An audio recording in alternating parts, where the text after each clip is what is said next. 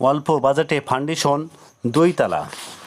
তো একটা কলমের ব্যাস থেকে ঢালাই পর্যন্ত কত টাকা খরচ হয় জানাবো এই ভিডিওতে। তো আমাদের রড ব্যবহার করা হয়েছে একেস রড।